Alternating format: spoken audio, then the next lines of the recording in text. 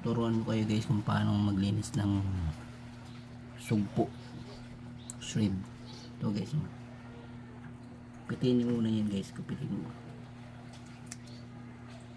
yan, tatanggalin mo yung mga ano yan,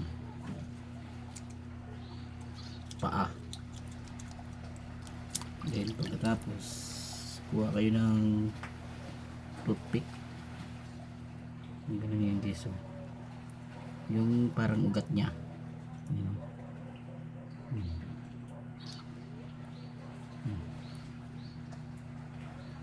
Guys, makuha mo yung ugat nya. So yun yung paglinis ng sugpo. Lupitin yan, lupitin yung mga papa nya.